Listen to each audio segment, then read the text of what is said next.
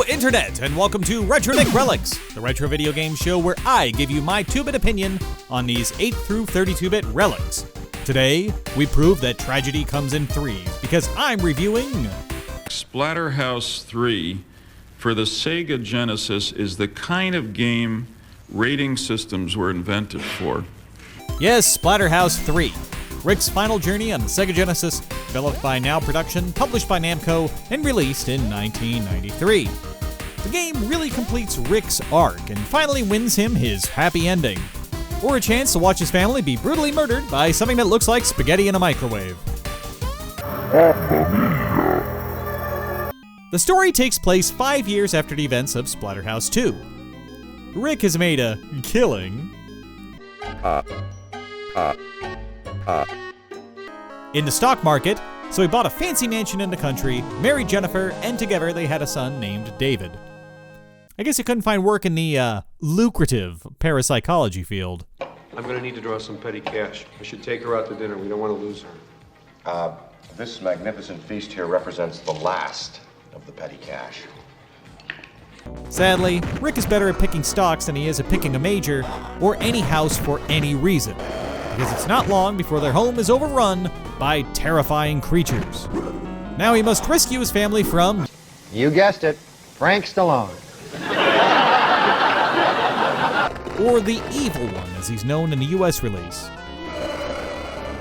The Evil One is after the Dark Stone, a powerful artifact that can unleash all the world's black magic, but he needs a child with psychic abilities to do so, which, unbeknownst to Rick and Jennifer, but announced to us, their son David possesses.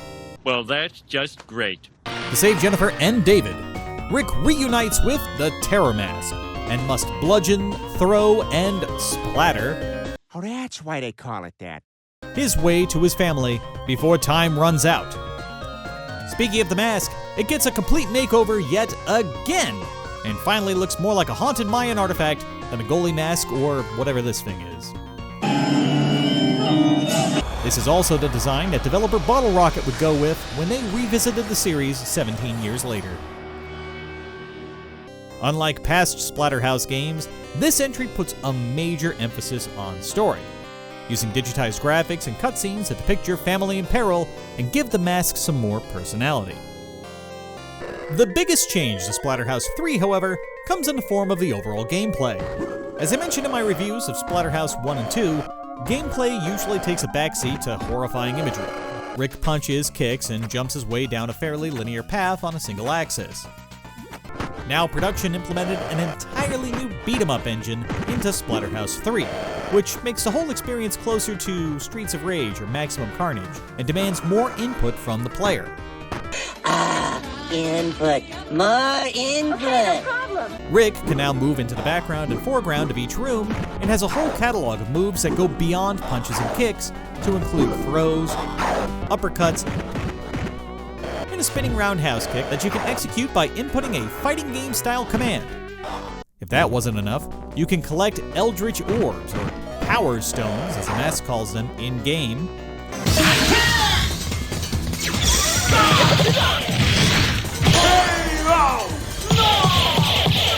to build up your power meter, which lets you transform Rick into a hulking mutant with a totally unique moveset, which includes a powerbomb suplex and this wild French baguette attack. Ho ho ho! At first glance, this game seems easier than its predecessors, but I'm telling you, it gets way harder.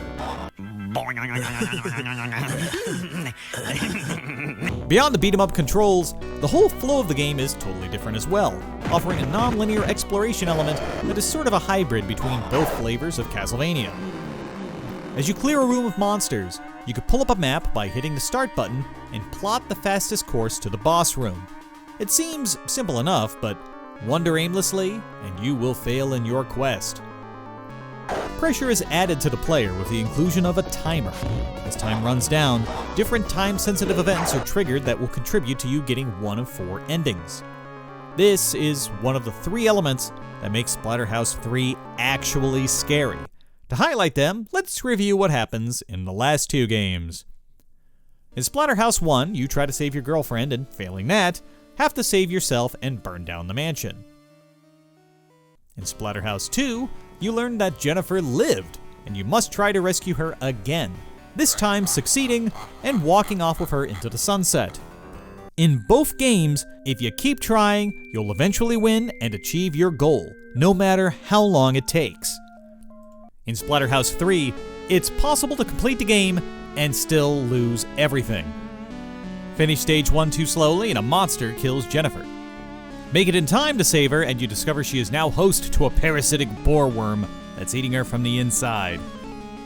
Finish stage 2 too slowly and the worm will eat her brain and Jennifer will be transformed into a mindless beast. The urgency of the timer combined with the grainy, uncanny digitized scenes and the creepy music adds actual tension and a sense of dread to the experience that you just don't get in the first 2 games. Splatterhouse 3 is basically an anxiety simulator. You really feel the pressure to clear rooms quickly to save your family and time, which is really frustrating when it takes you 3 seconds to stand up from getting knocked down. Or you encounter something like the stage 1 boss, who, despite his size and muscles, will run away from you like a shrieking pansy.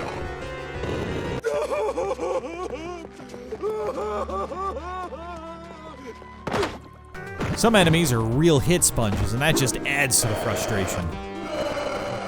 You can clear rooms faster by using Rick's special moves, like his hurricane kick, but I have the worst time executing it consistently. It's not impossible, like Rick's sliding kick for the first 2 games, but I just can't get it to work every time I need it.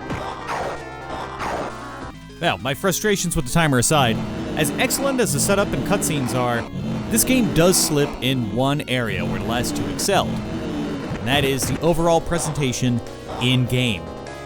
In the first 2 Splatterhouse games, the sheer spectacle of fighting a room full of flesh-eating boar worms or running from a giant cosmic horror were absolutely mind-blowing for games of their time, and they still hold up today. Splatterhouse 2 definitely took advantage of the Genesis hardware with multiple layers of parallax, different fog, and smoke effects, not to mention cool scenes like the Kraken chasing you down a bridge or unknown horrors tearing Jennifer's soul back down to hell. Sure, the walls of this old house might be boring, but you do have ample opportunity to paint them red with buckets of blood that you spill from the legions of foul creatures in the game's bestiary. So much blood! Fat zombies, chicken zombies, hooded ghouls, and these weird flailed dog things that look like something out of John Carpenter's The Thing.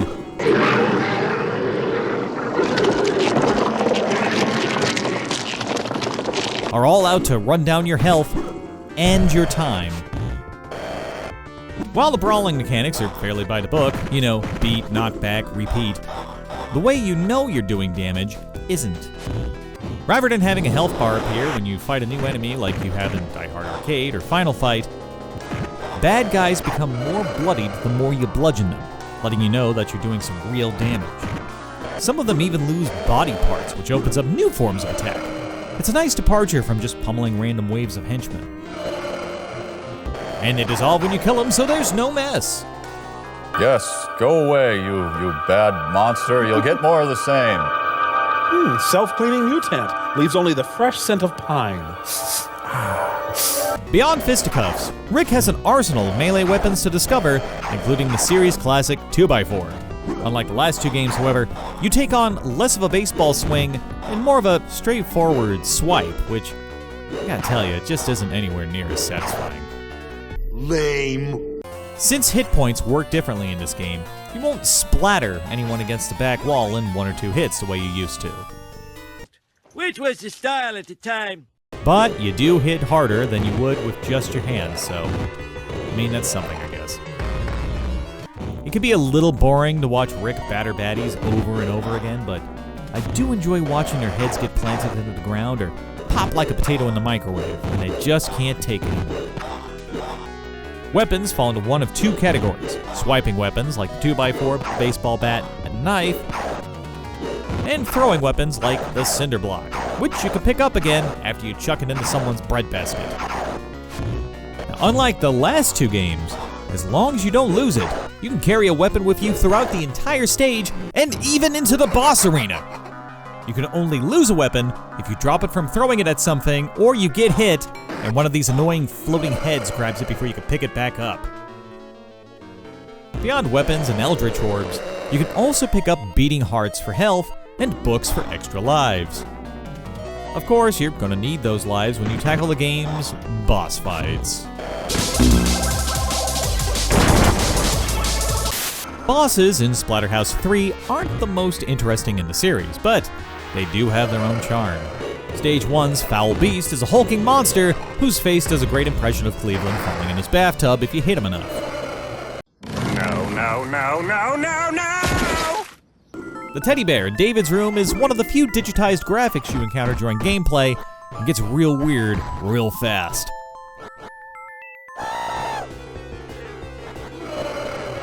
And the giant boar worm at the end of the second floor is a pain in the ass and I hate it. That escalated quickly. Seriously, I could take a boss wiping the floor with me, but the constant running away and knocking me down with this annoying giggle, it gets old. Now, I know what you're thinking. With that glowing endorsement, how can I play Splatterhouse 3? You dumb bastard.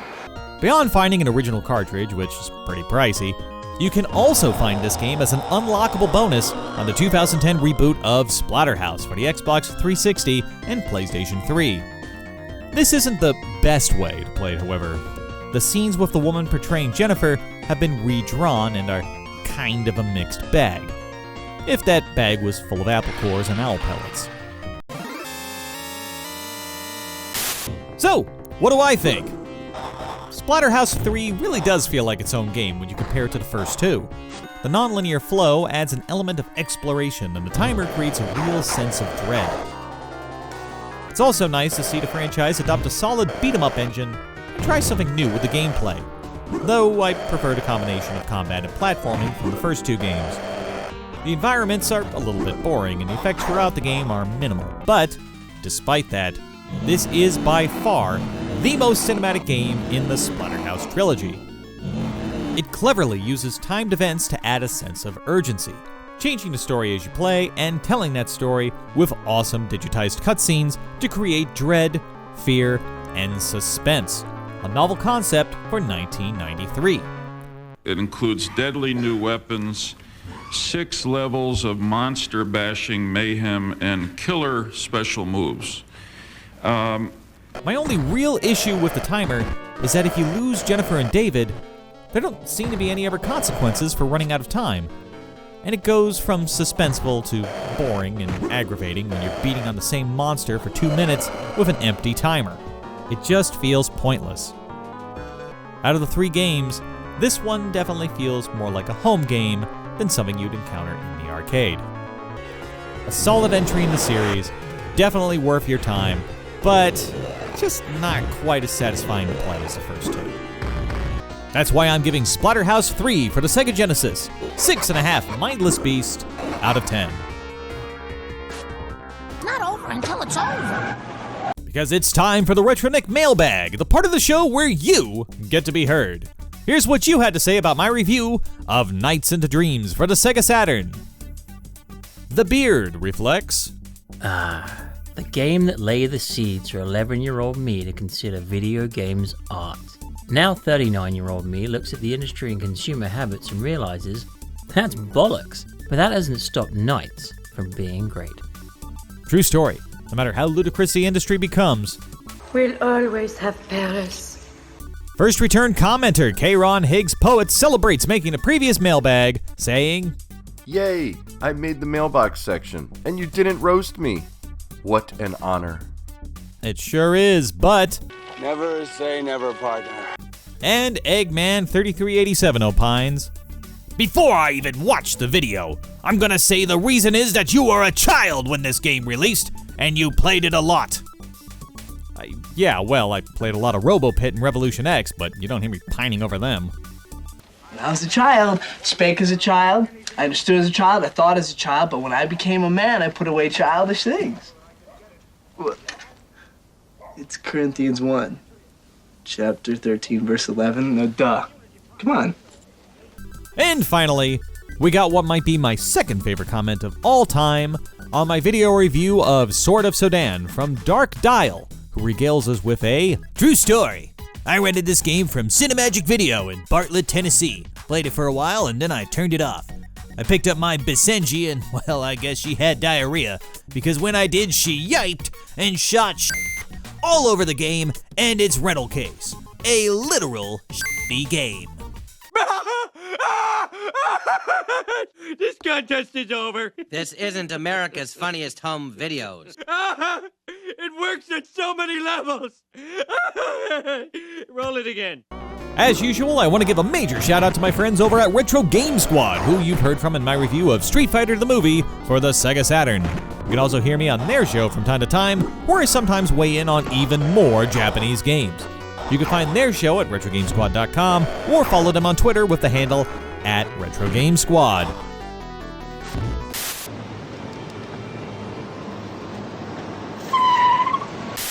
Thank you so much for tuning into Retro Nick Relics. If you like this video, please be sure to slap those like and subscribe buttons and tune in again to find out what I dig up next. I'm Retro Nick. And you'd be too if you were me.